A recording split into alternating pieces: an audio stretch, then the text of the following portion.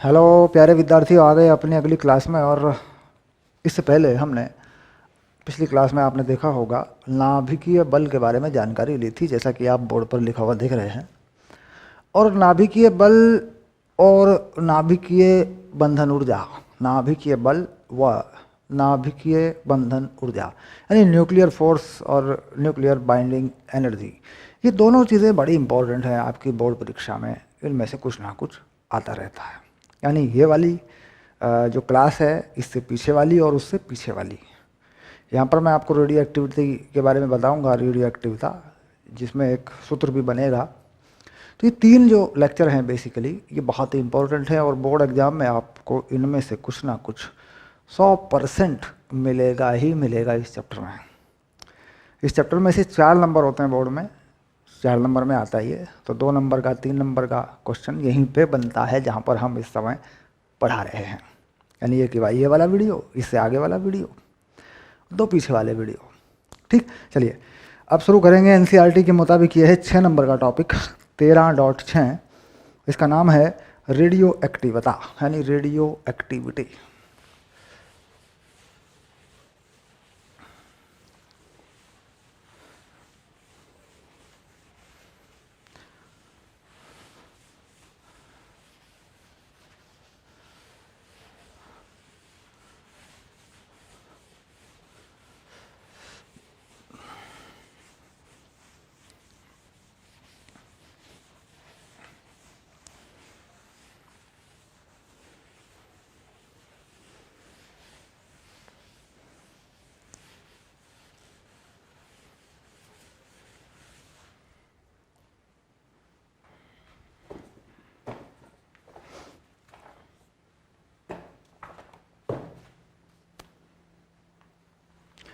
चलिए शुरू करते हैं। 13.6 रेडियो एक्टिविटा।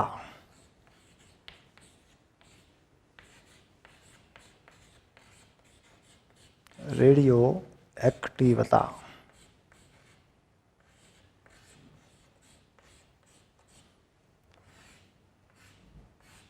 अंग्रेजी में बोलते हैं रेडियो एक्टिविटी। ठीक, तो सबसे पहले इस पे विचार करेंगे कि रेडियो एक्टिविटी क्या है और ये कैसे होती है, क्योंकि एक बार हम इस पे विचार कर लेंगे भाई कैसे होता है मामला, इसकी थ्योरी बनाना या इसके सूत्रों को समझना हमारे लिए आसान हो जाएगा। देखिए हम बात करेंगे नाभिक के बारे में। सबसे पहले हम विचार करते हैं नाभिक कि नाभिक क्या चीज़ है, और नाभिक में अगर नाभिक स्थायी है तो क्यों है, और नाभिक अगर अस्थायी है तो क्यों है। देखिए नाभिक में कुछ कण होते हैं, प्रोटॉन,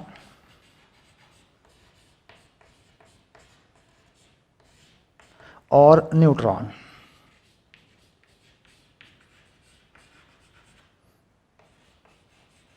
ये आप जानते हैं, इसमें कोई नई बात नहीं है।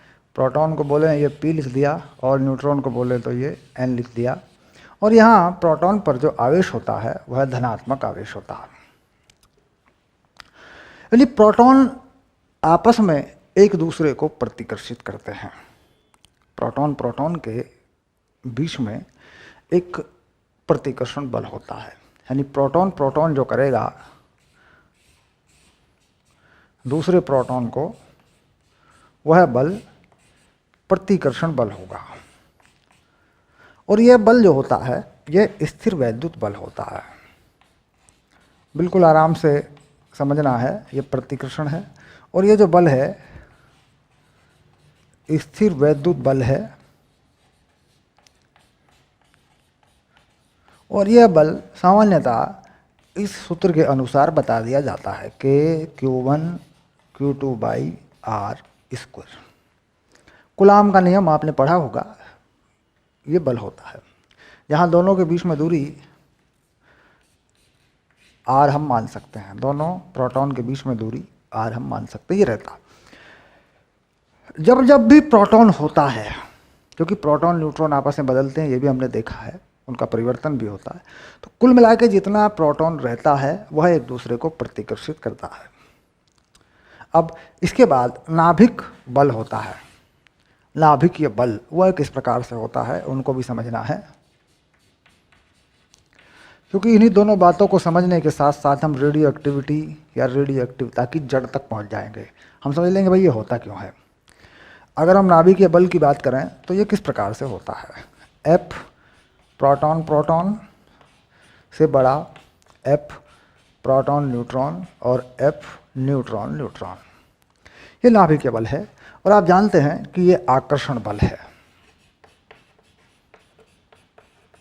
नाभिक में ये आकर्षण बल है। ठीक, तो जब तक आकर्षण बल प्रभावी रहता है, आकर्षण बल इस बल का लगभग 50 गुना होता है। ये बात भी हमने देखी है। ये जो बल है इसका लगभग 50 गुना ये बल होता है, यानी ये अत्यधिक शक्तिशाली बल है। ये कह रहा है जब तक ये बल प्रभावी रहता है नाभिक स्थायी रहता है।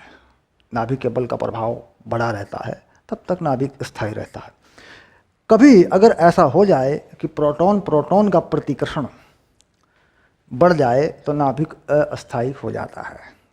और ऐसे में अगर हम नाभिक को स्थायी बनाना चाहते हैं तो क्या करें, तो उसमें न्यूट्रॉन की संख्या प्रोटॉन की संख्या के मुकाबले हमें और अधिक करनी पड़ती है। क्योंकि यहाँ पर ये चीज़ देखने में आ रही है कि ये जो बल है प्रोटॉन प्रोटॉन का या प्रोटॉन न्यूट्रॉन का, ये जो आकर्षण बल है ये प्रोटॉन प्रोटॉन से ज़्यादा है। इसका मतलब हम किसी भी नाभिक में अगर न्यूट्रॉन की संख्या बढ़ाते हैं, ठीक, तो उस नाभिक को स्थायी बनाया जा सकता है। लेकिन न्यूट्रॉन की संख्या हम अपनी तरफ से नहीं बढ़ा सकते। प्रकृति में किस नाभिक में कितने न्यूट्रॉन हैं ये प्रकृति में है, ये कैसा कोई बना हुआ है, ये उसके हिसाब से। अब जब हम ये देख रहे हैं कि भाई प्रतिकर्षण बल का प्रभाव बढ़ता है तो नाभिक अस्थायी हो जाता है, ऐसा होता है, तो ये घटना कब होती है, यानी प्रोटॉन प्रोटॉन का प्रतिकर्षण बल स्थिर वैद्युत बल प्रभावी होने लगता है, तो ये घटना कब होती है किसी नाभिक में, कोई भी नाभिक अस्थायी कब होता है। ये जब होता है जब न्यूट्रॉन की उतनी संख्या उपलब्ध नहीं होती जितनी की ज़रूरी होती है। जब हम छोटे नाभिकों में देखते हैं तो वहाँ पर ये संख्या ज़्यादा मायने नहीं रखती। छोटे नाभिकों के लिए नाभिक स्थायी होता है जब न्यूट्रॉन लगभग प्रोटॉन के बराबर होता है। जैसे जैसे नाभिक बड़ा होने लगता है वैसे वैसे ज़्यादा न्यूट्रॉनों की आवश्यकता पड़ती है। अब अगर हम किसी बड़े नाभिक पर देखें, बड़े नाभिक को स्थायी बनाने के लिए बड़े नाभिक के स्थायित्व के लिए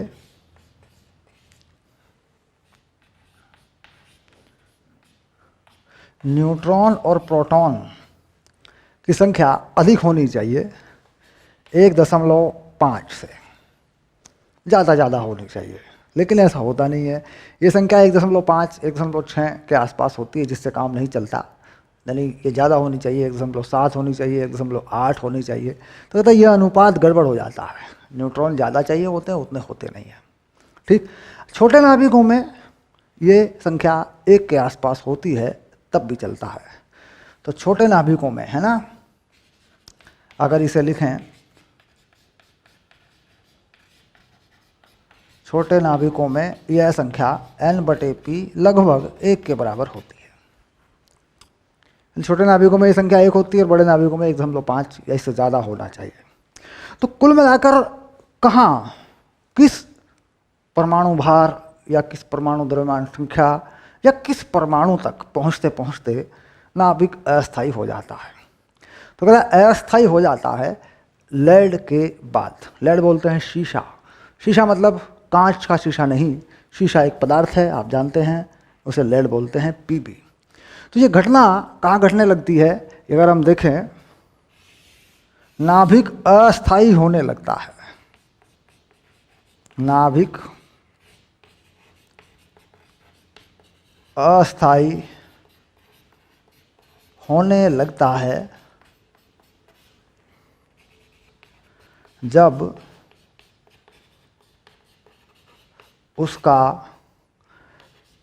परमाणु क्रमांक या द्रव्यमान संख्या पीबी लेड 208 और परमाणु क्रमांक संख्या कितनी होती है इसकी 82 से अधिक होने लगती है।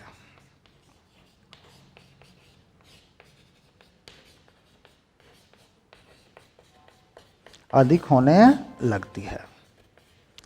तो ये बात आ गई कि ये जो अनुपात है, ये जो प्रतिकर्षण बल है, ये प्रभावी होने लगता है कब? जब द्रव्यमान संख्या या परमाणु क्रमांक रखने वाले वह तत्व जिनका परमाणु क्रमांक या द्रव्यमान संख्या लेड से ज़्यादा है। लेड का परमाणु क्रमांक कितना है? 82, और इसका परमाणु द्रव्यमान संख्या कितनी है? 208। ठीक, तो जब ये यहाँ पर अगर हम देखें कितने इसमें प्रोटॉन हैं, कितने न्यूट्रॉन हैं, तो लेड के लिए अगर हम देखें, थोड़ा रफ बना लें, लेड के लिए Pb 208 और 82 ऐसा बना लें, तो इसमें हम देखते हैं न्यूट्रॉन और प्रोटॉन का रेशियो, तो 208 माइनस 82 बटे 82, ये संख्या होती है 1.53 के आसपास, 1.353 के आसपास ये संख्या होती है। क्योंकि देखिए, आप न्यूट्रॉन निकालना चाहते हैं तो द्रव्यमान संख्या में से परमाणु क्रमांक घटा लेंगे, तो ये ऊपर हो गया, देखिए न्यूट्रॉन और परमाणु क्रमांक कितना है? 82 है, तो ये संख्या इतनी हो जाती है। लेकिन ये अब इसके बाद जब हम चलते हैं तो ये अनुपात बढ़ता है, ये मान तो बढ़ता है, लेकिन इतना नहीं बढ़ता, न्यूट्रॉन इतनी ज़्यादा संख्या में नहीं बढ़ते कि नाभिक को स्थायी बना सकें। बढ़ता तो है। अगर हम यूरेनियम की बात करें, इसको देखें, यूरेनियम पर निकाल कर देखें, अगर हम इस चीज़ को यूरेनियम पर निकाल कर देखते हैं तो यूरेनियम पर जो कितना बनेगा? यूरेनियम 238 92। अगर हम इसमें निकालते हैं इस चीज़ को, न्यूट्रॉन बटे प्रोटॉन, तो 238 माइनस 92 बटे 92, तो ये लगभग 1.6 के आसपास आ जाता है। थोड़ा कम रहता है, इतना आ जाता है।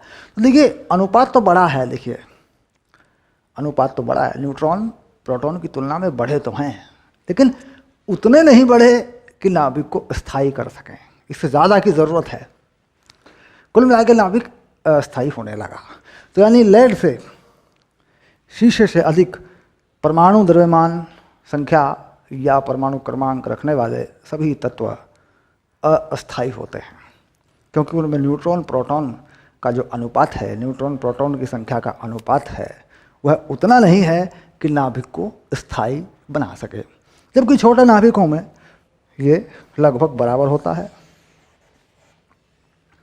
ठीक, लगभग एक ही बराबर होता है। आप जानते हैं छोटे नाभिकों में ये बराबर होता है। मान लीजिए ऑक्सीजन की बात करूं, अगर मैं ऑक्सीजन की बात करूं तो ऑक्सीजन में 16 8, ठीक, तो देख लीजिए इसमें 8 ही प्रोटॉन है, 8 ही न्यूट्रॉन है, इसमें लगभग एक के बराबर है। तो छोटे नाभिकों के लिए कोई बात नहीं हुई, छोटे नाभिकों के लिए कोई शर्त नहीं हुई। बात पहुंच गई बड़े नाभिकों पे। तो बड़े नाभिकों के स्थायित्व के लिए जितने अधिक मात्रा में न्यूट्रॉन की आवश्यकता होती है, उतने न्यूट्रॉन नहीं होते हैं। प्रोटॉन का प्रतिकर्षण बल प्रभावी होता है, जिसके कारण नाभिक अस्थायी हो जाता है। और जब नाभिक अस्थायी होता है तो उसमें से कुछ कण निकलते हैं, उत्सर्जित होते हैं। ये जो कण हैं, इन कणों को हम नाम देंगे अल्फा बीटा गामा, किरणों के रूप में हम इन्हें देखेंगे। ठीक, अब हम पढ़ेंगे कि ये जो गुण है, यह जो गुण है नाभिक का या किसी तत्व का, जिस गुण के कारण वह अल्फा बीटा गामा किरणों को उत्सर्जित करता है, इसे कहते हैं रेडियो एक्टिविटी। ठीक, और ये कब तक होता रहता है?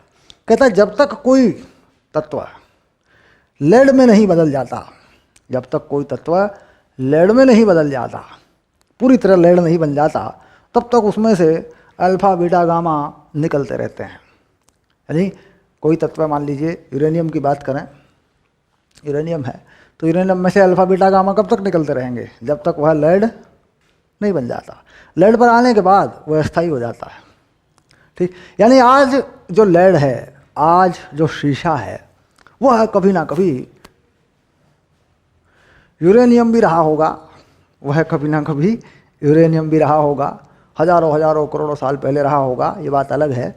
लेकिन और जो आज यूरेनियम है, अगर हम उसका उपयोग नहीं करेंगे, जो हमारे पास आज यूरेनियम है, अगर हम उसका उपयोग नहीं करेंगे तो वह लेड में बदल जाएगा। कुल मिलाकर रेडियो एक्टिविटी एक उत्सर्जन है, जिसमें हम कुछ कण इसमें से उत्सर्जित होते रहते हैं। अगर हम उसका उपयोग नहीं करेंगे तो धीरे धीरे वह ठंडा हो जाएगा। ठंडा होने का मतलब लेड में बदल जाएगा। तो कणों को उत्सर्जित करना या किरणों को उत्सर्जित करना, अल्फा बीटा गामा किरणों को उत्सर्जित करना, करने का जो गुण है या करना, इसे कहते हैं हम रेडियो एक्टिविटी। ठीक, रेडियो सक्रियता, एक्टिविटी का मतलब होता है सक्रियता।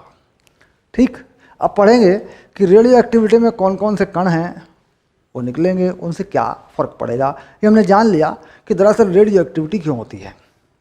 ये प्रकृति नाभिक की प्रकृति है, नाभिक की प्रकृति के कारण ऐसा होता है, नाभिक के अस्थायी होने के कारण ऐसा होता है, न्यूट्रॉन प्रोटॉन की संख्या में गड़बड़ी होने के कारण ऐसा होता है, और कितने परमाणु भार या कितने परमाणु क्रमांक के बाद, लेड के बाद जाकर ऐसा होता है, ये चीज़ आती है। ठीक, चलिए अब आगे बढ़ाते हैं।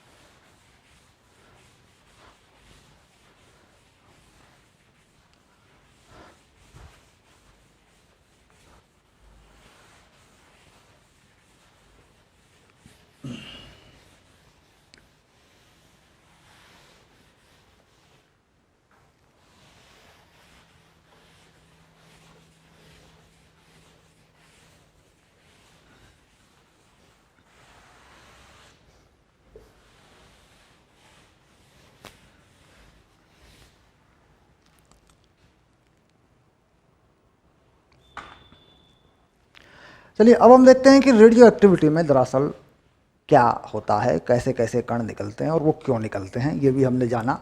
चलिए अब हम करते हैं, बोर्ड के 3 हिस्से कर देते हैं।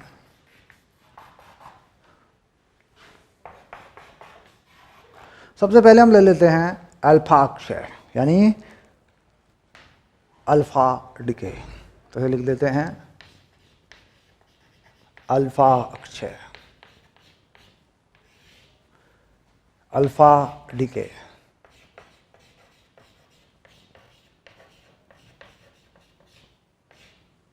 अल्फा यानी अल्फा को ऐसे भी लिखा जा सकता है, हम ऐसे लिख देते हैं, देखो अल्फा को, अल्फा डिके। दूसरे में हम लिखते हैं बीटा डिके,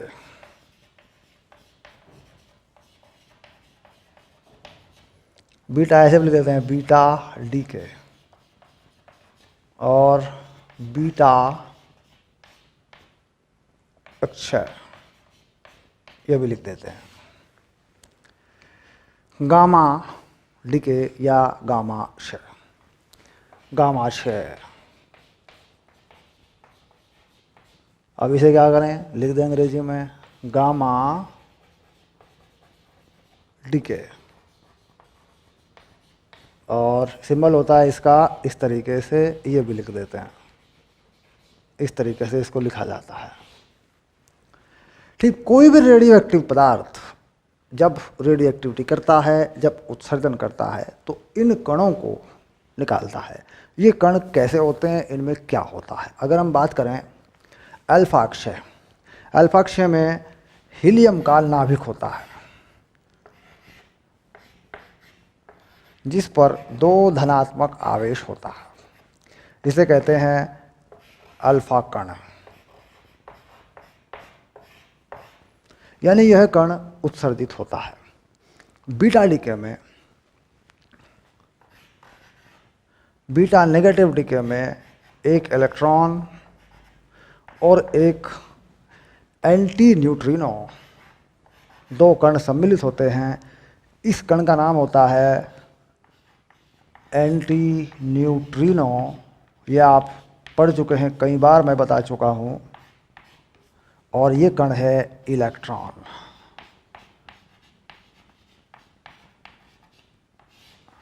ये बीटा नेगेटिव डिके है।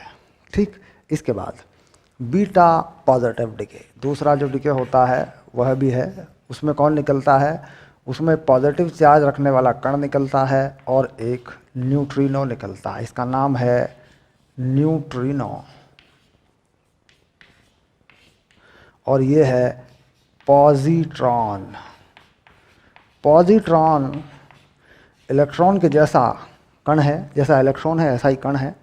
इस पर आवेश इलेक्ट्रॉन के बराबर है लेकिन धनात्मक है। इस पर इलेक्ट्रॉन का अपना, यानी ये खुद इलेक्ट्रॉन है, और ये एंटी न्यूट्रिनो है। इस तरीके से जो बनाया हुआ न्यू के ऊपर बार लगा है, और ये न्यूट्रिनो है। ठीक, ये हैं दो तरह के beta Akshay. Gamma Akshay, gamma Akshay photon है। गामा अक्षय को सामान्य भाषा में हम फोटोन कह सकते हैं, फोटोन। ठीक, यानी ये रेडिएशन है। ठीक, गामा अक्षय, हाँ, फोटोन। फोटोन की एनर्जी यानी फोटोन, ये आप जानते हैं कि इसकी एनर्जी कैसे नापी जाती है। ठीक, इसकी एनर्जी नापने के लिए इसकी जो एनर्जी होती है वो हम नाप देते हैं एच न्यू से। यह होती है आवृत्ति, इसे नाप देते हैं एच सी बाई लेमड़ा से। लेमड़ा होती है तरंग दैर्घ्य यानी वेवलेंथ। ये फोटोन की एनर्जी है, जग प्रसिद्ध है, ये सारी दुनिया जानती है इसके बारे में। ये फोटोन है।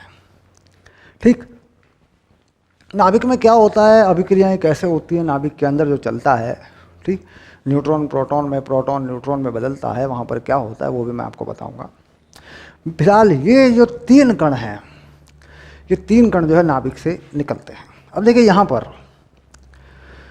हम देखते हैं कि यहाँ पर भी आवेश जो है, ये भी एक आवेशित कण है। ठीक, लिखने में क्या है कि हम इस आवेश को नहीं दिखाते, ये जो आवेश है हम इसको नहीं दिखाते। और जो नाभिक है, जो नाभिक टूटता है, जिसमें से अल्फा कण निकलता है, हम उसके आवेश को भी नहीं दिखाते। क्यों? क्योंकि जो आवेश है जिससे आयन बनता है, ये नाभिक के बाहर का आवेश है, इसलिए इसको नाभिक की अभिक्रियाओं में दिखाया नहीं जाता। ठीक, अब इसके लिए देखते हैं इससे क्या होता है। मान लीजिए हमारे पास कोई तत्व ए किसी तत्व बी में बदलता है, ऐसे। ठीक, इसका एक्स वाई में बदलता है, ऐसे लिख लेते हैं, क्योंकि ए को हम क्या बना लेंगे, द्रव्यमान संख्या बना लेंगे। कोई तत्व मान लीजिए एक्स वाई में बदलता है, ऐसे। ठीक, तो यहाँ इसका द्रव्यमान संख्या ए है, इसका परमाणु क्रमांक z है। तो ए में 4 की कमी होती है, a माइनस 4, और z में 2 की कमी होती है, ऐसे जो नया बनता है। ठीक,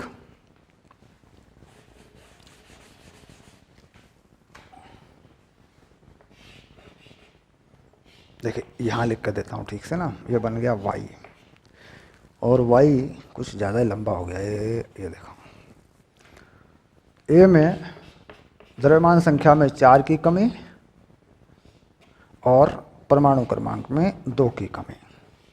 ठीक, और यहाँ पर आपको मिल गया एक अल्फ़ा यानी हीलियम 4 2, और आपको मिलती है कुछ ऊर्जा। ऊर्जा जो मुक्त होती है वह ऊर्जा मिलती है, उसे कहते हैं Q वैल्यू। यानी नाभिक अभिक्रिया में जो ऊर्जा मुक्त होती है उसे क्या कहते हैं, Q वैल्यू। ये वाली चीज़ है। यह ऊर्जा किस रूप में होती है, यह ऊर्जा इनके गतिज ऊर्जा के रूप में होती है। यह ऊर्जा कैसी होती है, Q जो है यह होती है विमुक्त ऊर्जा।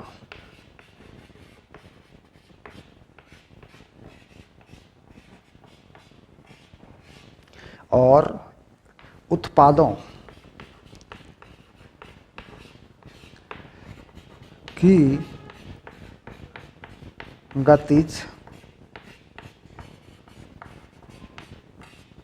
ऊर्जा के रूप में। ठीक, अब ये ऊर्जा कितनी होती है, इसे कैसे निकालते हैं, है ना, ये सारी बातें हम विस्तार से पढ़ेंगे जब हम अल्फा अक्षय को विस्तार से जानेंगे। अभी हम सिर्फ जानकारी ले रहे हैं कि क्या प्रभाव पड़ता है, कैसा कण है। अब इसके बाद बीटा। अब बीटा में बीटा पॉजिटिव है या बीटा नेगेटिव है, हम ये देखें। एक्स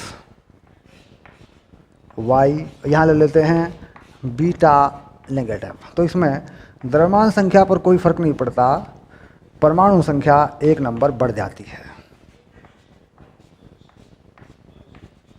ऐसे। क्यों बढ़ जाती है? क्योंकि एक इलेक्ट्रॉन बाहर आ जाता है, एक इलेक्ट्रॉन यानी एक ऋणात्मक आवेश बाहर आ जाता है। ऋणात्मक आवेश बाहर जाता है तो उसे संतुलित करने वाला एक प्रोटॉन अंदर खाली हो जाता है, उसकी संख्या बढ़ जाती है, एक प्रोटॉन बढ़ जाता है, एक प्रोटॉन न्यूट्रॉन प्रोटॉन में बदला रह जाता है, क्योंकि न्यूट्रॉन प्रोटॉन में बदल रहा होता है तो प्रोटॉन एक बढ़ जाता है। अब देखिए, ये हम जानेंगे आगे भी विस्तार से।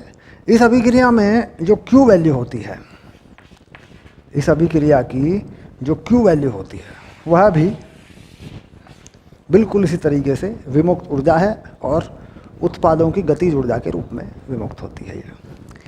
यहाँ पर कुछ खास नहीं, यहाँ पर बस आप जानते हैं कि इससे द्रव्यमान संख्या पर कोई फर्क नहीं पड़ता, सब जो कहते तो बना रहता है।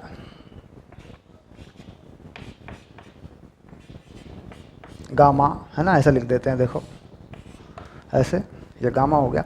ये कब होता है? कह रहा नाभिक उत्तेजित अवस्था से जब स्थायी अवस्था पे आता है, ठीक, जब नाभिक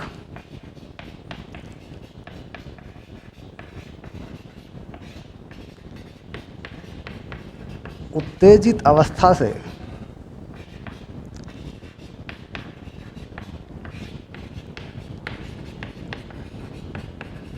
स्थायी अवस्था में आता है,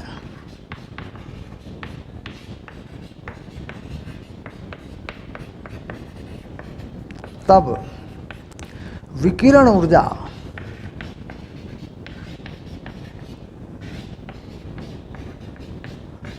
उत्सर्जित करता है, उत्सर्जित करता है। यानी जब नाभिक उत्तेजित अवस्था से, कोई नाभिक उत्तेजित अवस्था में हो, जब वह स्थायी अवस्था पर आता है तो विकिरण के रूप में ऊर्जा उत्सर्जित करता है, यानी गामा डीके करता है, ठीक। तो कुल मिलाकर ये तीनों डीके इस प्रकार से होते हैं। अब ये जो जानकारी है जिसमें हमने अभिक्रियाएं लिखी हैं या सामान्य जानकारी, अगर इतनी जानकारी पर कोई प्रश्न बनता है, मान लीजिए बोर्ड एग्जाम के अंदर इतनी जानकारी पर कोई प्रश्न बनता है, इतनी जानकारी जो मैंने लिखी है, तो इसमें आपको एक ही नंबर मिलता है, क्योंकि यहाँ सिर्फ ये नहीं पूछा जाता कि भाई बीटा डीके क्या होता है, गामा डीके क्या होता है, ये डीके क्या होता है, बल्कि उनके किसी गुण के बारे में जानकारी मांगी जाती है। भाई अल्फा डीके में 4 नंबर द्रव्यमान संख्या घटती है, ऐसा होता है ऊर्जा, इस पर कुछ पूछा जाता है, ऐसे इस पे, ऐसे इस पे, ठीक। तो यानी ये क्या है? ये सामान्य जानकारी है। जब हम बोर्ड परीक्षाओं में जाते हैं या 12वीं कक्षा में पढ़ते हैं या नीट या जेईई की तैयारी करते हैं, तो ये इतनी छोटी छोटी बातें कोई पूछता नहीं है, ये तो सामान्य जानकारियाँ हैं। अब इसके आगे जब हम अल्फा अक्षय या बीटा अक्षय पर विस्तृत विचार करेंगे, उस पर बनने वाले सवाल करेंगे, उसके नियम को समझेंगे, तब वहाँ पर क्या प्रश्न बनेगा फिर वो हम आपको जानकारी देंगे। वो फिर हम अपनी अगली क्लास में पढ़ेंगे, उससे कोई यहाँ मतलब नहीं है। यहाँ तो रेडियो एक्टिविटी की एक भूमिका जो है हमें बनानी है, ये तत्व जो है उत्सर्जित हो रहे हैं, ठीक है, ये आ गया। अब देखिए, क्योंकि इस पर धनात्मक आवेश है, इसकी जांच करने के लिए हम कोई आवेशित प्लेट लगा देते हैं, तो ये ऋणावेशित प्लेट की तरफ जाता है। इसकी जांच करते हैं, धनावेशित प्लेट की तरफ जाता है। ये अभिक्रिया नाभिक के बाहर होती ही नहीं है, ध्यान रहे, यह अभिक्रिया नाभिक के बाहर नहीं होती, यह अभिक्रिया नाभिक के अंदर होती है, नाभिक के अंदर, ठीक। यानी पॉजिटिव बीटा डीके बाहर नहीं हो सकता, ये नाभिक के अंदर की अभिक्रिया है। इसका मतलब इसे हम नहीं देख सकते, हम इसका अध्ययन बाहर से नहीं कर सकते। ये आप जानती हैं, रेडिएशन यानी विकिरण बाहर आता है, इसकी जांच हो सकती है, ठीक। जैसे भी आप करना चाहें इसकी जांच आप कर सकते हैं, ठीक। अब इसके बाद आगे बढ़ते हैं, और यह जो रेडियो एक्टिविटी है, रेडियो अक्षय नियम है, ये किस प्रकार से होता है, तो देखते हैं रेडियो एक्टिव क्षयता का नियम, ठीक। चलते हैं अगली क्लास में और इस नियम के बारे में पढ़ते हैं कि ये चीज़ कैसी है, इसका ग्राफ कैसा है, इस पर सवाल कैसे बनेगा, इसका डेरिवेशन कैसे करेंगे, अर्ध आयु कैसे निकालेंगे, औसत आयु कैसे निकालेंगे, ये सब चीज़ें, ठीक है।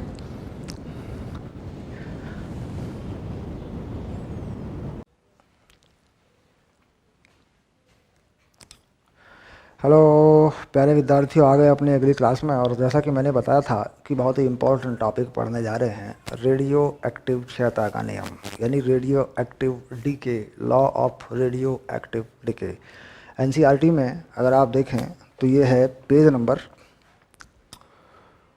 नंबर है 448 और ये है 1361। रेडियो एक्टिवता के बारे में जानकारी हम ले चुके हैं पहले ही, कौन कौन से इसमें डीके होते हैं, सामान्य जानकारी। बाकी अलग अलग डीके हैं, फिर कौन कौन से 6 हैं, अल्फ़ा बीटा गामा, है ना, उनके बारे में विस्तृत जानकारी फिर हम आगे लेंगे। उन पर बनने वाले आंकिक प्रश्नों को हल करेंगे और फिर एनसीईआरटी को हल करेंगे। कुल मिला के ये अगर देखा जाए तो रेडियो एक्टिवता जो है आखिरी टॉपिक है लगभग। इसके बाद है फिर नाभिक के रिएक्टर के बारे में जानकारी है, नाभिक के विखंडन और नाभिक के संलयन, जो कि छोटे छोटे से टॉपिक हैं उनके बारे में, फिर नाभिक के रिएक्टर के बारे में जानकारी हम आपको देंगे। कुल मिलाकर अभी हम बहुत ही महत्वपूर्ण मुद्दे पर चल रहे हैं, महत्वपूर्ण मसला है ये। इंपॉर्टेंट चीज़ें, बहुत इंपॉर्टेंट चीज़ें, बोर्ड में मान के चलो आया पड़ा ये, आना ही आना इसको बोर्ड में। ठीक, चलिए 1361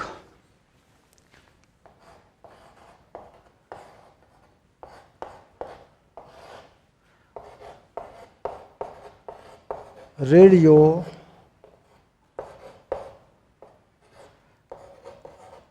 एक्टिव क्षयता का नियम, ये हमारा टॉपिक हो गया।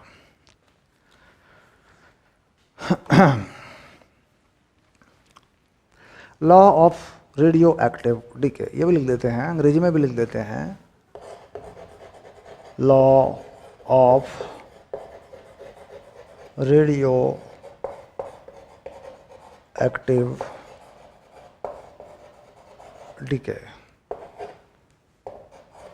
ठीक, तो क्या डीके किस तरह का है, प्रभाव कैसा है? देखिए, नाभिक के अंदर अगर किसी नाभिक में क्षय होता है, उसमें से अल्फ़ा बीटा गामा किरणें निकलती हैं, कोई नाभिक टूटता है, अल्फ़ा बीटा गामा उसमें से किरणें बाहर निकलती हैं, तो वहाँ पर दरअसल हमने देखा था कि प्रोटॉन के प्रतिकर्षण के कारण ऐसा होता है। यानी जो नाभिकीय बल है, नाभिकीय बल जो है वह नाभिक को स्थायी नहीं रख पाता, यानी नाभिक को, यानी कणों को बांध के नहीं रख पाता और नाभिक में से क्षय होने लगता है। अब यहाँ पर जितना क्षय होता है या क्षय होने की दर होती है वह उतनी ही या उसी के समानुपाती होता है जितने की कुल नाभिकों की संख्या होती है।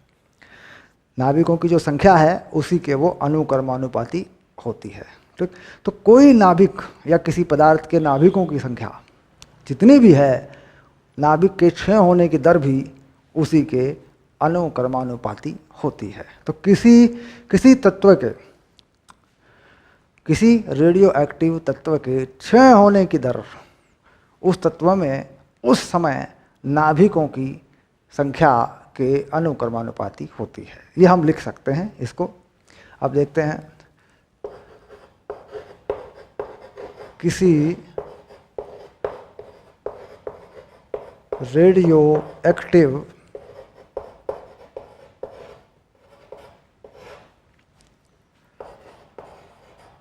तत्व के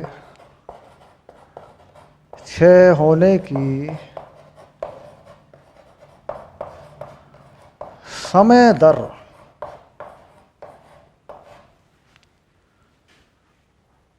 उस तत्व के नाभिकों की संख्या के अनुक्रमानुपाती होती है। अनुक्रमानुपाती होती है।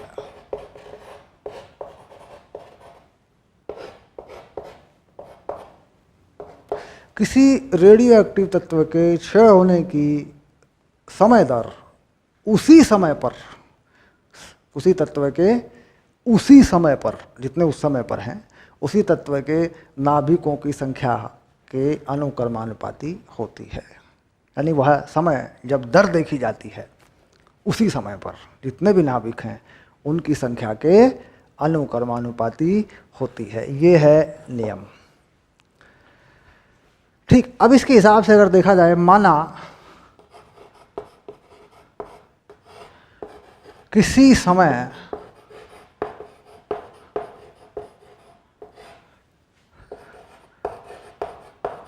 किसी तत्व के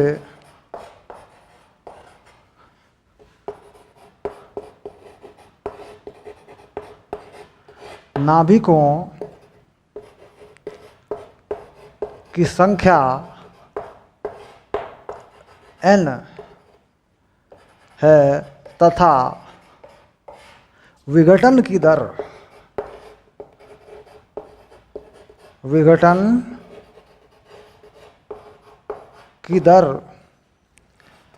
dN/dt है, तो यानी किसी समय पर नाभिकों की संख्या कितनी है, n है, और विघटन की दर dN/dt है।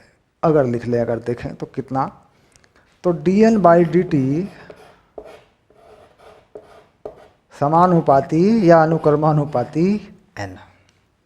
ठीक, तो ये है नियम, ये नियम है।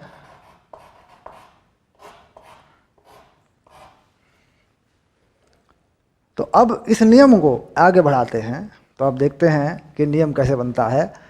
तो dN/dt equals to -λn। Minus क्यों? क्योंकि घटता है नाभिक या जो किसी तत्व की मात्रा है वह घटती जाती है।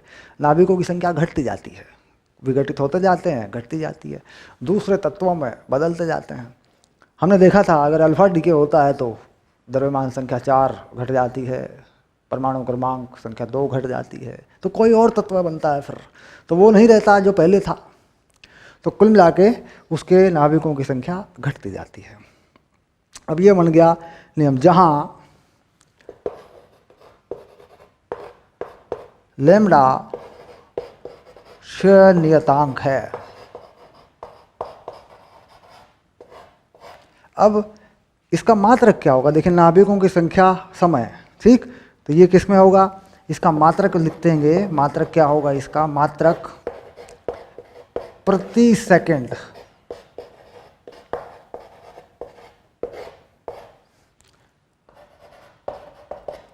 जहां लैम्डा क्षय नियतांक है और इसका मात्रक इतने प्रति सेकंड है।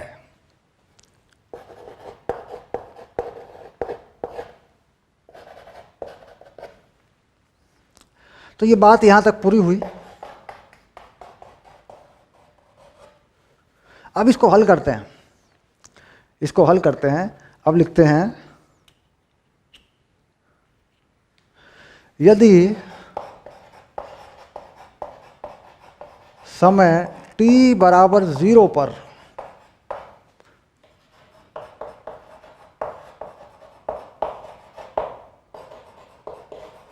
नाभिकों की संख्या n0 है तथा समय t पर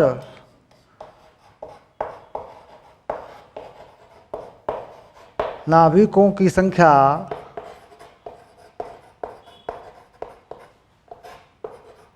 n है, तो क्या मान लिया कि शुरू में स्टार्टिंग में कितने नाभिक हैं? n0। कुछ उसमें से विघटित हो गए होंगे, है ना, अल्फा बीटा गामा किरणें निकली होंगी, तो कितने बचे? n, और समय कितना हो गया? t। ठीक, तो अब इस समीकरण को हल किया जा सकता है। देखिए, dn शुरू में कितने हैं? n0, बाद में कितने हैं? n, और यहाँ dt, dn के नीचे अपन n ले आते हैं, ऐसे इस n को नीचे ले आते हैं, dt को उधर कर लेते हैं, तो ये हो गया लैम्डा माइनस में, और ये हो गया dt, ऐसे। तो n0 कितने समय पर है? n0 है 0 समय पर। इसे कहते हैं समाकलन की समतुल्य सीमा, यानी 0 पर कितने नाभिक हैं? n0, पहली सीमा इनिशियल लिमिट, प्रारंभिक लिमिट जिसे हम कहते हैं, पहली सीमा या प्रारंभिक सीमा। उसके बाद समय t पर n, बाकी जो चले गए वो कितने हैं, n नॉट माइनस n, वो क्षयित हैं, वो चले गए, वो नहीं हैं। जो अभी बचे हैं ये उसकी बात हो रही है। अभी कितने बचे हैं, n, ठीक। कितने थे पहले, n नॉट, बाकी क्षयित हो गए। अब इसके बाद इसको सॉल्व करते हैं तो ये बनता है नेचुरल लॉग, इसे लिखते हैं ln, और ये होता है n में, ऐसे देखिए बन जाएगा समाकलन से, और इस पर सीमा लगाते हैं n नॉट और n। इसे भी माइनस लेमडा t लिखते हैं, और इस पर भी सीमा लगाते हैं 0 से t। लिमिट डाल देते हैं, लिमिट की वैल्यू पुट कर देते हैं ln n upon n not, और ये हो गया माइनस लेमडा t। ये आप जानते हैं, t की जगह 0 लगाएंगे, t लगाएंगे, ये बन जाएगा। अब इसी चीज़ को आगे बना के लिख देते हैं, इस ln को इधर हटा देते हैं, e की पावर में पहुंच जाता है, एक्सपोनेंशियल पावर, चर घातांकी एक्सपोनेंशियल पावर, ठीक। तो ये बन गया n नॉट e की पावर माइनस लेमडा t, ठीक। ये बन जाता है तुम्हारा रेडियो एक्टिवता का समीकरण, यानी जो ये बताता है कि कितने नाभिक अभी बचे हैं। अब आया क्षयित, अक्षयित या क्षयित नाभिकों की संख्या।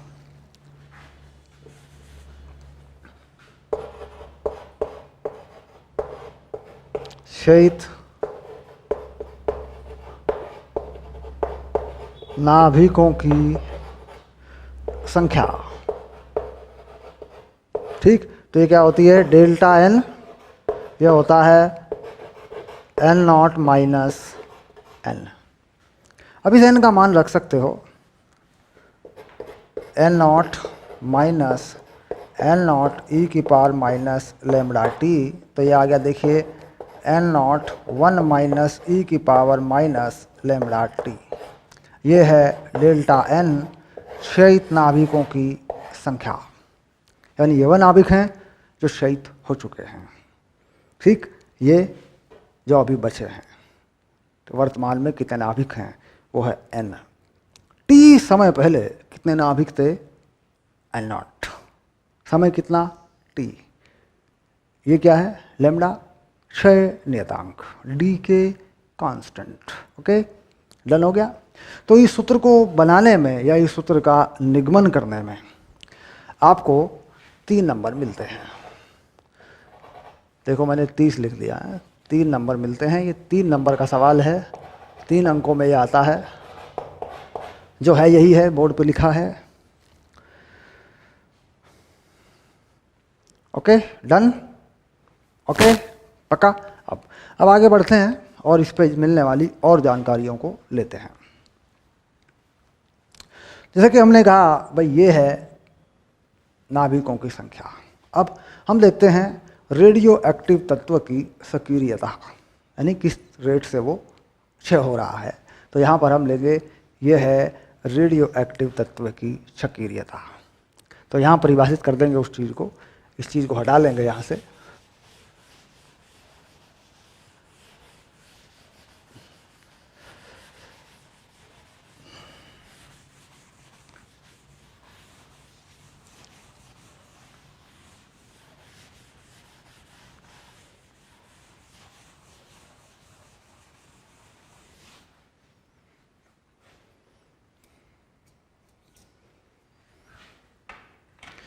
चलिए अब लिखते हैं, किसी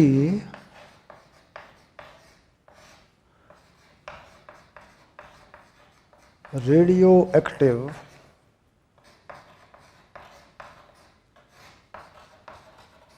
तत्व की सक्रियता, जिसे कहते हैं अंग्रेजी में एक्टिविटी। तो क्या एक्टिविटी, ये होती है एक्टिविटी dN/dt। तो यहाँ से देखें अगर dN/dt क्या होती है, ये रही, ठीक। तो इसे कहते हैं सक्रियता को हम R बोल देते हैं, R बराबर लेमड़ा एन। ध्यान रहे इसमें माइनस नहीं लगाते, इसमें ये माइनस का निशान नहीं लगाते क्योंकि ये एक परिमाण है, हमें बस ये बताना है कि प्रति सेकंड कितने नाभिक क्षयित हो रहे हैं। तो जाहिर सी बात है dN/dt क्या है, एक सेकंड में क्षयित होने वाले नाभिकों की संख्या। तो ये क्या है, एक सेकंड में r, एक सेकंड में क्षयित होने वाले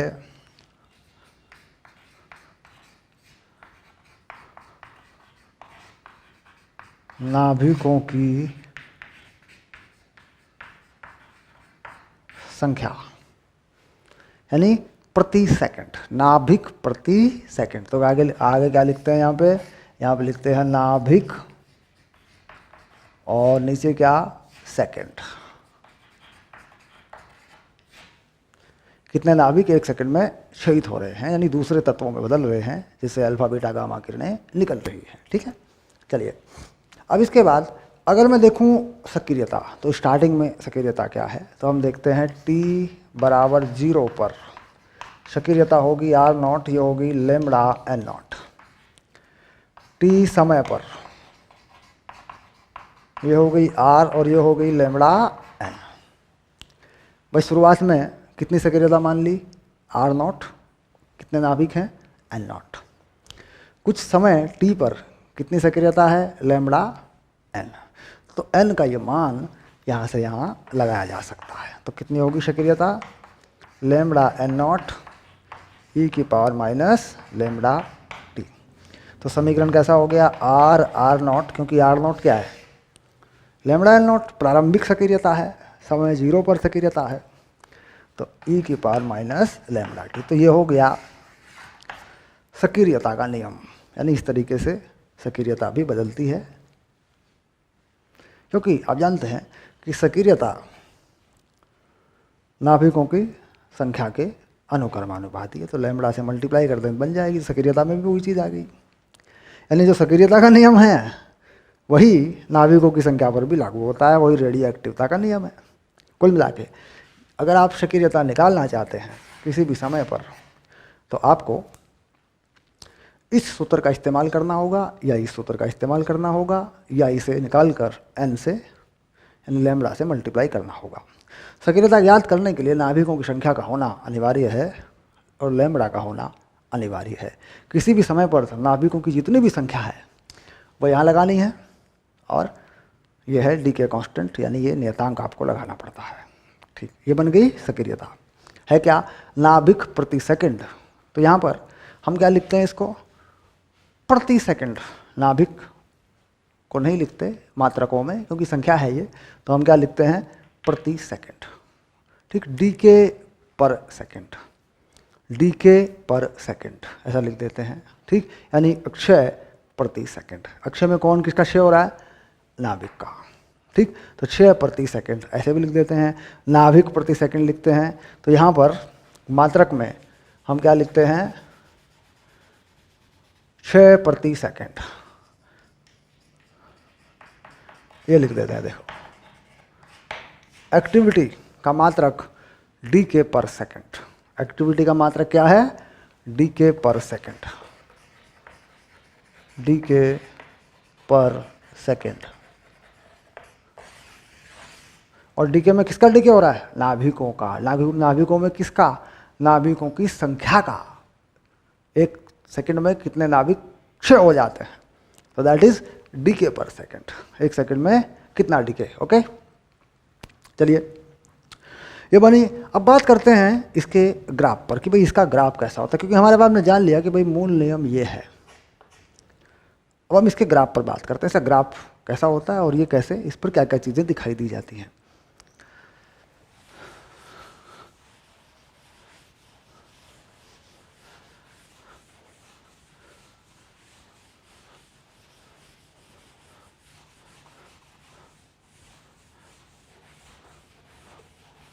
तो एक तो हमने ये बना लिया, एक हमने बना लिया r = लेमड़ा n, एक हमने बना लिया r r0 ई की पावर माइनस लैम्डा टी। ये कुछ चीज़ें हमने और बना ली अपने साथ, ये देखिए ऐसे,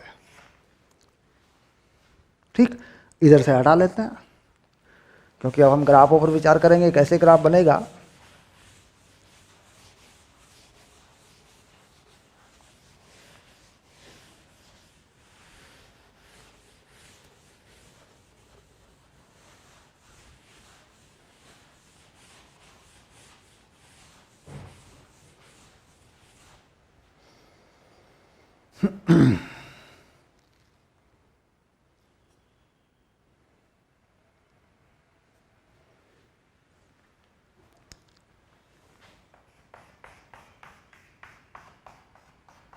तो पहले सक्रियता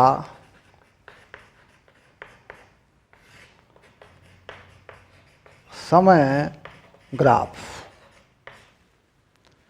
अब दूसरा नाभिकों की संख्या समय ग्राफ।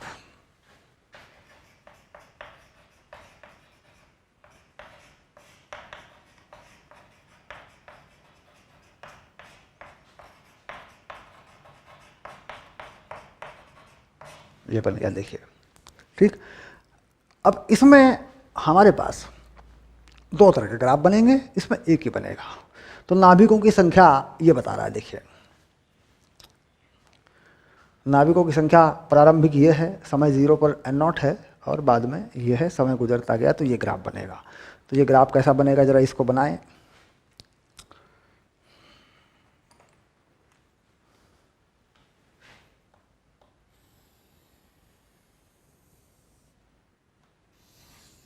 इधर बनाएंगे समय, इधर बनाएंगे n,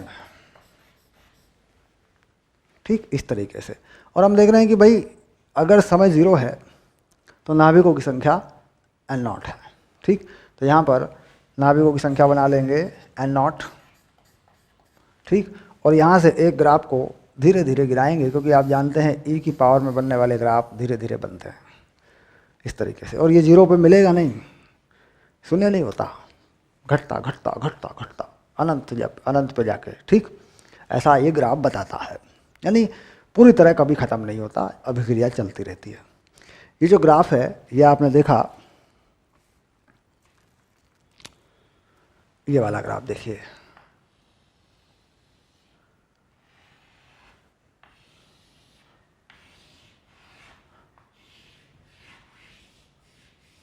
इस तरीके से।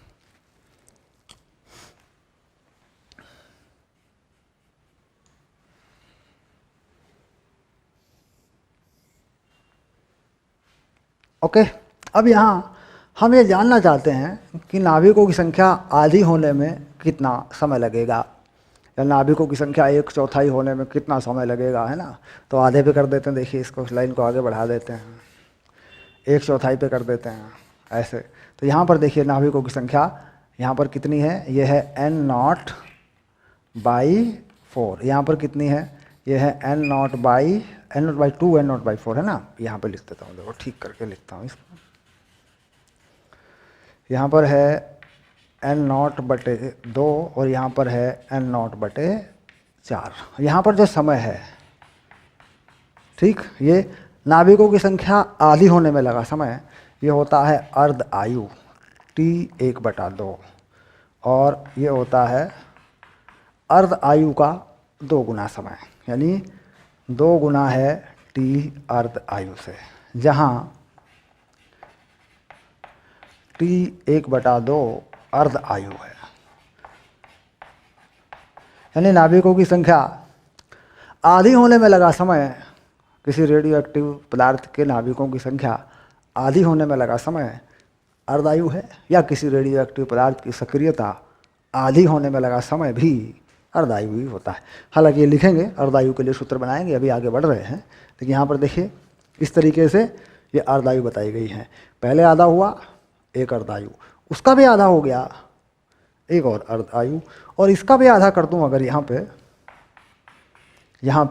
तो ये कितना हो जाएगा, ये चीज़ बनेगी। यहाँ पे ये कितनी बनेगी, ये बनेगी n0/8, n0/4 का भी आधा हो जाएगा। देखिए यहाँ पे ये चीज़ें बन जाएगी, तो ये कितनी हो गई, ये हो गई 3 अर्ध आयु, ठीक, एक अर्धायु, दो अर्धायु, तीन अर्धायु, हर बार आधा, आधे का आधा, आधे का आधा, आधे का आधा, आधा होता चला जाएगा। ठीक, तो ये ग्राफ जो है, अब इस ग्राफ को हम जानना चाहते हैं, इस ग्राफ का पे हम थोड़ी तुलना करना चाहते हैं। तो अब इस पे ग्राफ पे हम एक प्रश्न बनाना चाहते हैं, बड़ा कॉमन सा प्रश्न है। कह रहा है साहब मेरे पास दो ग्राफ हैं, दो रेडियो एक्टिव तत्वों के मेरे पास ग्राफ हैं।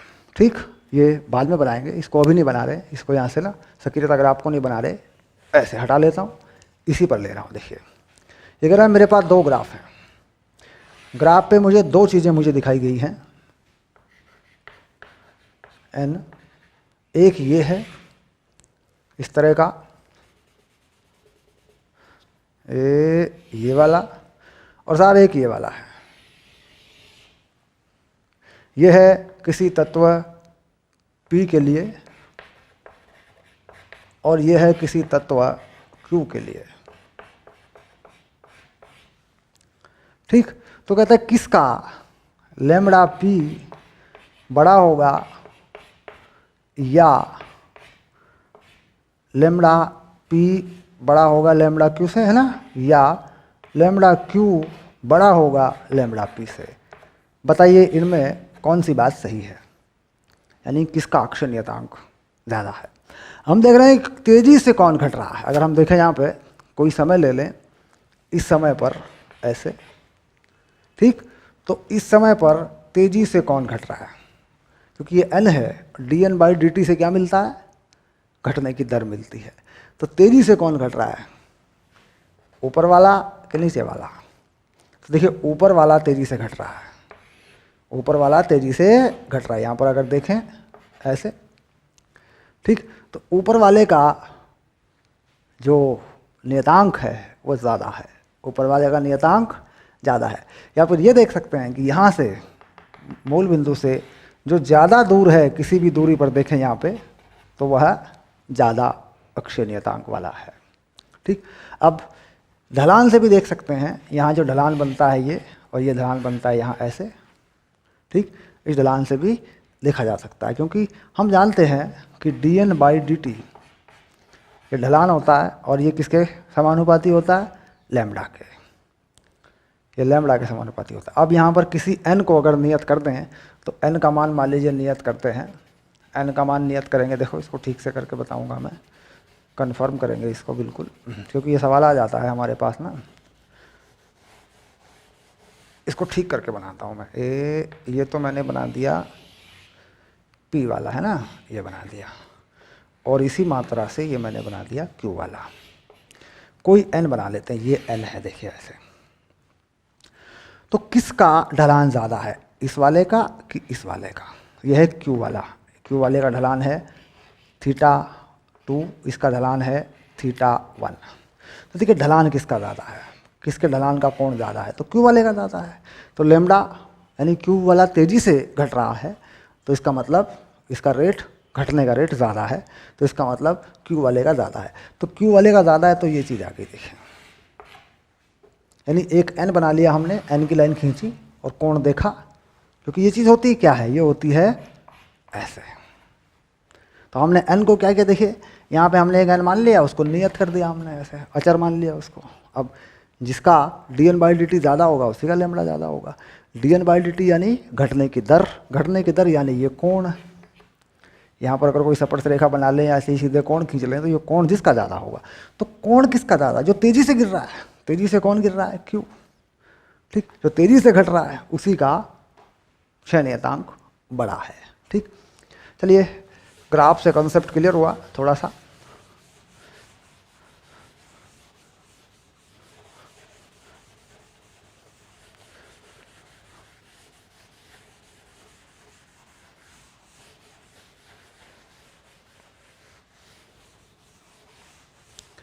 चलिए वापस आते हैं सक्रियता समय ग्राफ पर। सक्रियता समय ग्राफ अब बना लेते हैं। सक्रियता समय आरेख या ग्राफ, जो भी। ठीक,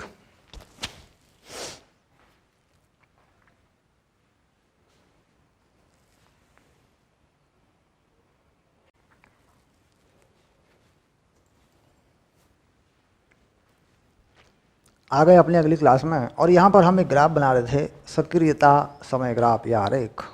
सक्रियता देखिए ये चीज़ है, अगर हम सक्रियता को लिखें नाभिक संख्या या नाभिकों की संख्या के पदों में तो ये सक्रियता है, ये ग्राफ एक सरल रेखा होगा।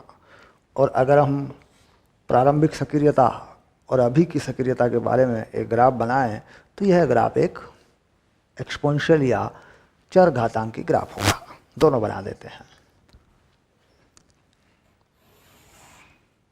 सबसे पहले हम लेते हैं इधर नाभिकों की संख्या यानी n, और इधर बढ़ा लेते हैं समय यानी t, और हम देख रहे हैं कि ये ग्राफ जो है इस तरीके से होगा। ठीक, इस ग्राफ का जो ये कोण होगा थीटा, ये होगा n/λ। ठीक, समझ रहे हैं इस ग्राफ का ढलान कितना होगा? n/t है ना, n/r जो है हमने सक्रियता ली n के पदों में। देखो ये जो है, एक मिनट, पहला जो ग्राफ बनाया उल्टा हो गया, ठीक करेंगे, रुको एक मिनट, गलत हो जाएगा ये क्योंकि पहले वाला ये n है और ये r है, ऐसे बनाया गया है। ये वाला है r = λn, ये है। इसका जो ढलान होगा ये वाला, ये कोण थीटा, ये होगा r/n। ओके, ये पहला ग्राफ है, इसके अनुसार है ये नाभिकों की संख्या के पदों में कितनी सक्रियता है, ये वाला। दूसरा, इसमें समय आएगा और यहाँ सक्रियता आएगी। ऐसे कोई प्रारंभिक सक्रियता r0 मानी जाएगी, उसके बाद ये चर घातांकी रूप से घटेगी। ये जो ग्राफ है ये है r0 e की पावर -λt वाला, ये ग्राफ है। ठीक, तो कुल मिलाकर ये 3 ग्राफ हैं। ये वाला सामान्य जो नियम है उसके आधार पर है, ये हमने समझा दिया है। दूसरा, नाभिकों की संख्या के साथ सक्रियता बढ़ती है, ये वाला। उसका ढलान सक्रियता बटे नाभिकों की संख्या, ये ढलान होता है इसका। ठीक, जो भी लें, जो भी वैल्यू लें, Δr/Δn कर सकते हैं इस चीज़ को, Δr/Δn भी कर सकते हैं। यहाँ कोई Δr ले लेते हैं और यहाँ कोई Δn ले लेते हैं। देखिए ये ढलान जो है Δr/Δn, यानी ये जो चीज़ है ये क्या बन जाएगी? Δr, और ये आधार क्या बन जाएगा? ये बन जाएगा Δn। यानी इस त्रिभुज में देखिए ये वाला, ये त्रिभुज है, ये हो गया Δr और ये आधार हो गया Δn। तो Δn निकालेंगे यहाँ से और Δr निकालेंगे यहाँ से, त्रिभुज बना लेंगे, तभी आपको क्षय नियतांक की जानकारी हो जाएगी। ठीक, अब देखिए इस पर प्रश्न बन जाता है, ये बड़ा इंपॉर्टेंट कॉन्सेप्ट है। r और n के बीच ग्राफ दे दिया, बता दीजिए क्षय नियतांक बताओ। तो ग्राफ पे कुछ देख लें जिससे कि Δr मिल जाए, Δn मिल जाए, पता चल जाएगा।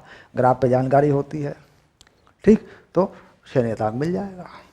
ओके, यहाँ पर अर्धायु बताई जाती है, तो वही है, बिल्कुल इसके जैसा है। सक्रियता आधी होने में लगा समय अर्धायु। अब ये सक्रियता देखो आधी कर देता हूँ, ये सक्रियता होगी r0/2 और ये समय हो गया अर्ध आयु।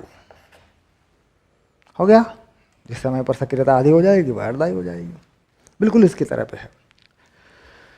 ठीक, अब हम बनाते हैं अर्ध आयु के लिए व्यंजक, यानी अर्ध आयु का व्यंजक क्या होता है। एक होती है औसत आयु, हम बनाते हैं औसत आयु का व्यंजक। 2 व्यंजक हमें बनाने हैं, अर्ध आयु का और औसत आयु का। ठीक है,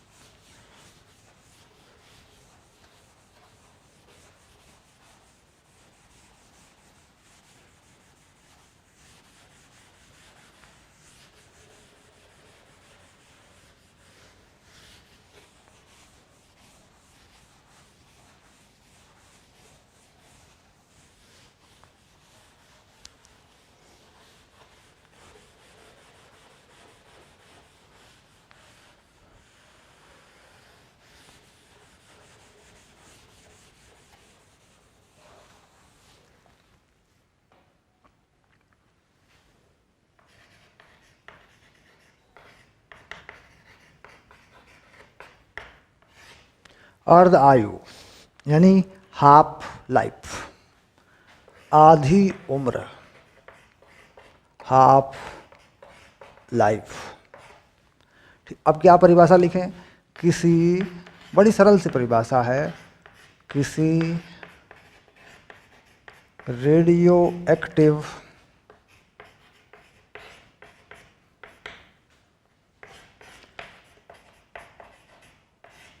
पदार्थ के नाभिकों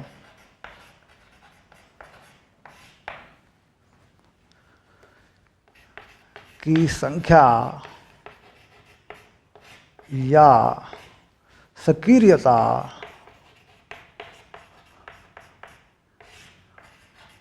आधी होने में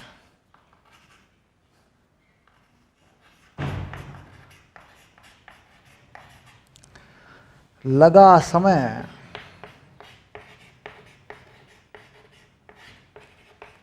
उस पदार्थ की अर्ध आयु कहलाता है।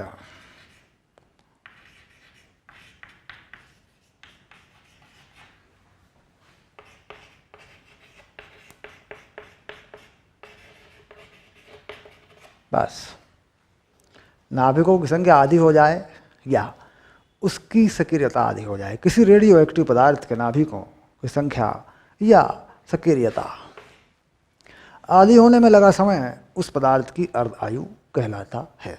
ठीक, अब कैसे सोच इसको बनाएंगे कैसे? ठीक, अर्ध आयु निगमन, अर्ध आयु निगमन, इसको लाना कैसे है?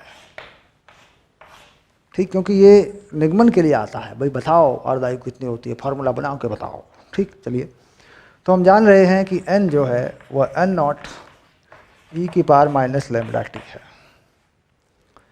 ठीक, यदि n बराबर n0/2 हो तो t बराबर t1/2 अर्ध आयु, यानी जो नाभिक बचेंगे वो पहले वाले के आधे हो जाएं तो समय कितना लगेगा? t1/2, 1/2 t के नीचे लिख दिया छोटा सा। ठीक, 1/2 ऐसे। अब इसे हल कर देंगे। ठीक, पहले इसको ठीक कर लेते हैं, पहले इसको ठीक कर लेते हैं। वैल्यू डाल देते हैं n0/2, ये हो गया n0 और e की पावर माइनस लैम्बडा t1/2 ऐसे। तो ये n0 यहाँ से कट जाएगा, ये हो जाएगा 2 की पावर माइनस 1 और ये हो जाएगा e की पावर माइनस लैम्बडा t1/2। अब देखिए माइनस की जो पावर है, दोनों माइनस की पावर है, इनको अगर पलट दें तो ये प्लस की पावर हो जाती है, यानी ऐसा बन जाता है 2e की पावर लैम्बडा t1/2। ठीक, ये पावर में चला गया। अब दोनों तरफ अगर लॉग ले लें तो ये बन जाता है ln2 और लॉग लगाने पर e हट जाती है, ln(e)(1) हो जाता है, तो ये बन गया लैम्बडा t1/2। तो इससे अर्ध आयु निकल के आ गई t1/2 ln2/λ, ये आ गया। ln2 का मान रखना चाहो तो रख सकते हो, ये होता है 0.69/λ, ये ln2 का मान होता है। log 2 नेचुरल लॉग या प्राकृतिक लॉग है, इसका मान इतना होता है। एक लॉग होता है 10 के आधार वाला, उसका मान ये नहीं होता, क्योंकि 10 के आधार वाले को अगर ई के आधार पर ले जाते हैं तो वहाँ 2.303 से गुणा करते हैं। तो कुल मिला के वो गणित का विषय है, ln2/λ, ये फाइनल हो गया हमारा। ठीक, अर्ध आयु मिल गई, अर्ध आयु का निगमन हो गया, परिभाषा हो गई। ठीक, ग्राफ पे कैसे दिखाया जाता है अर्ध आयु को, पिछली क्लास में हम पढ़ चुके हैं, मैंने बताया था ग्राफ पे कैसे दिखाते हैं। ठीक, अब अर्ध आयु के पदों में अगर हम किसी पदार्थ के क्षय को लिखना चाहते हैं, पदार्थ का क्षय अर्ध आयु के पदों में, तो n0 1/2 की पावर n जहाँ n अर्ध आयु कालों की संख्या है। ठीक, जितने भी अर्धायु गुजरेंगे आधा आधा आधा आधा होता जाएगा। तो ये भी सूत्र है हमारा जो अर्ध आयु कालों की संख्या के पदों में हमें बताता है। ठीक, तो हमारे पास दो सूत्र हो गए। देखिए, एक ये हो गया जो समय पर है, और अगर अर्ध आयु कालों की संख्या है हमारे पास तो ये भी काम करता है हमारा सूत्र। ठीक, अब इन दोनों को मैं लगा के आपको आंकिक प्रश्न करूंगा, तो इन दोनों को मैं लगा के बताऊंगा आपको दोनों से सवाल कैसे करते हैं, और कोई सवाल देखकर हम ये कैसे पहचानते हैं कि ये लगेगा या ये लगेगा, ताकि हमारा समय बच जाए। समय बचाने का तरीका है, मान लीजिए आप इसी को लगाते हैं, इसमें समय ज़्यादा लगता है। कई बार सवाल क्या होता है, इस पे आधारित होता है, जल्दी से हो जाता है। तो ये कहाँ लगेगा, ये कहाँ लगेगा, ये मैं बताऊंगा आपको। ठीक, तो इस तरीके से ये बन गया अर्ध आयु। अब बात करते हैं औसत आयु।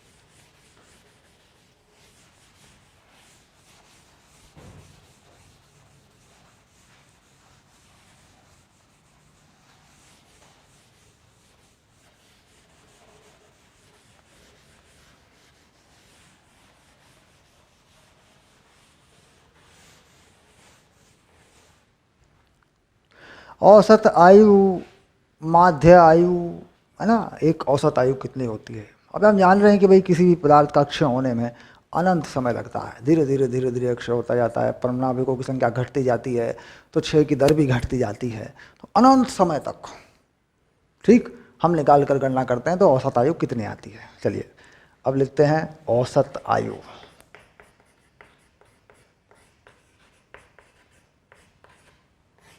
अंग्रेजी में क्या बोलते हैं, मीन लाइफ या एवरेज लाइफ टाइम, है ना, ऐसा भी बोल देते हैं। अब हमने देखा कि भाई n जो है एल नॉट ई की पावर माइनस लैम्डा टी है। कुछ थोड़ा सा समय, थोड़े से समय dt में क्षयित नाभिकों की संख्या, थोड़ा समय गुजर गया तो कितने क्षयित हो गए, तो अल्प समय dt में क्षयित नाभिकों की संख्या। ठीक, अब नाभिकों की संख्या, नाभिक किस रेट से, किस दर से क्षयित होते हैं, तो कितनी हो जाएगी। अगर इसे देखें, ये हो जाएगी हमारे पास लैम्डा एन डी टी, क्योंकि नाभिक किस दर से क्षयित होते हैं, लैम्डा एन की दर से होते हैं। ये तो हम जानते हैं कि अक्षय की दर जो है वो लैम्डा एन होती है, और समय डी टी। तो कितना बन जाएगा ये अगर देखा जाए, लैम्डा एन नॉट ई की power minus lambda T D T. ठीक, अगर ये समय टी तक होता रहे, कितना समय लगाया, टी, अगर ये समय टी तक होता रहे, इस पे हम एन नॉट से भाग कर दें, इसको कुल नाभिकों की संख्या से भाग कर दें, तो प्रति नाभिक ये औसत निकलेगा। और टी समय तक ये होता रहे तो हम इसे टी से गुणा कर दें। ठीक, टी से गुणा कर देंगे तो इतने समय तक ये होता रहेगा। नाभिकों की संख्या जो है टी पे औसत निकालना है, तो एक समाकलन में एक नियम होता है कि पहले उस समय तक ले जाते हैं, फिर उससे भाग कर लेते हैं। तो औसत निकालने के लिए हम ये मान लें कि सारे नाभिक टी समय तक रहते हैं, और फिर नाभिकों की संख्या से भाग कर दें, तो ये औसत निकल आता है। तो कुल मिलाकर औसत आयु, ये दरअसल समाकलन का मामला है, इसे कहते हैं टॉ। कितनी हो जाएगी, लैम्डा एन नॉट टी से गुणा किया, ई की power minus lambda T D T किया, और ये 0 से अनंत का समय लिया और इसे n नॉट से भाग किया। ठीक, इसे कहते हैं mean value theorem. Mean value theorem यानी माध्य मान निकालने का प्रमेय, माध्य मान प्रमेय समाकलन में आता है। तो ये मान आता है हल करने पर 1/λ, यानी जो औसत आयु आती है 1/λ आती है। ठीक, क्या लिख देंगे, समाकलन हल करने पर। ठीक, तो आपको इसको हल नहीं करना है, ध्यान रहे, इस समाकलन को हल नहीं करना। अगर मैं इसे हल करूंगा तो ये 5 नंबर का सवाल है फिर, और गणित का सवाल है फिर फिजिक्स का नहीं है ये इसको हल नहीं करना आपको, सिर्फ ये लिख के आपको इसे इस तरीके से दिखाना होता है। औसत आयु पर ये बात आपको बतानी होती है, इतनी सी बात जो मैंने लिखी है। ठीक, अब इस पर क्या मिलता है, नंबर क्या मिलते हैं, तो 1 नंबर का होता है, ये ज़्यादा नहीं होता इसमें, इस पर 1 नंबर होता है। अर्ध आयु निकालिए, औसत आयु बताइए, ये सवाल होता है। तो अर्ध आयु का निगमन तो हम कर चुके हैं, औसत आयु हमें ये बतानी होती है, बस सिंपल। अब अर्ध आयु और औसत आयु के बीच में क्या संबंध है, अब हम देखते हैं अर्ध आयु और औसत आयु के बीच में क्या संबंध है। ये ज़रूरी है, क्योंकि न्यूमेरिकल में क्या होता है कि अर्ध आयु मिल जाती है, औसत आयु पूछ लेते हैं। अर्ध आयु और औसत आयु के बीच में संबंध, ये बहुत ज़रूरी चीज़ है, बोर्ड परीक्षाओं में बहुत पूछा जाता है। अर्ध आयु व औसत आयु, अर्ध आयु कितनी बनी, 1/λ, सॉरी औसत आयु, ये है औसत आयु, है ना। और अर्ध आयु कितनी बनी, T 1/2 0.69/λ। ठीक, तो आप देख रहे होंगे संबंध निकल जाएगा, यानी ये बन गया अर्ध आयु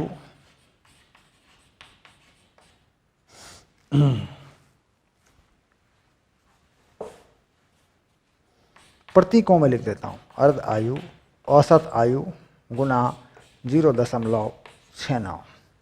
ठीक, यानी अर्ध आयु अब शब्दों में लिख देता हूँ बराबर 0.69 गुना औसत आयु, ये है। तो ये सूत्र है। ठीक, इसको पक्का करें, इसको याद करें, डन कर लें इसको, क्योंकि इस पर सवाल मिलेगा। ठीक, तो कुल मिला के किसी तत्व की औसत आयु ज़्यादा होती है या अर्ध आयु ज़्यादा होती है। ठीक, अब देखिए क्या चीज़ बता रही, इसको गुणा किया गया इससे तो कम होती है, अर्ध आयु कम होती है, औसत आयु ज़्यादा होती है, और ये होना भी चाहिए। अनंत तक जाता है तो औसत आयु उसके पूरी तरह अक्षय होने की एक औस का औसत मान होता है। ठीक, चलिए सूत्र बन गया, तैयार हो गया। तो यहाँ पर क्या है कि हमारा जो रेडियो एक्टिविटी का नियम है उस पर बनने वाले जो सूत्र हैं वो यहाँ पर फाइनल हो चुके हैं। अब हम इसमें एनसीईआरटी के 2 उदाहरण हैं, अगली क्लास में वो हल करेंगे। उसके बाद फिर हम अल्फा बीटा गामा क्षय पर ढंग से बहुत अच्छी तरह हम अपनी एक क्लास करेंगे तीनों पर, और ये देखेंगे कि बोर्ड परीक्षाओं में या प्रतियोगी परीक्षाओं में या हमारे पाठ्यक्रम में क्या है, एनसीईआरटी के उदाहरण करेंगे बस। उसके बाद ये चैप्टर बहुत ही हल्का छोटा सा बचेगा, नाभिकीय विखंडन, संलयन, उसकी छोटी छोटी अभिक्रियाएँ हैं वो कर लेंगे, और नाभिकीय रिएक्टर का छोटा डायग्राम बना के उसके बारे में समझ लेंगे। यानी कुल मिलाकर इसके बाद अल्फा बीटा गामा जैसे ही हो जाएगा वैसे ही चैप्टर ख़त्म होने की जगह पे पहुंच जाएगा। ओके, चलिए बाय।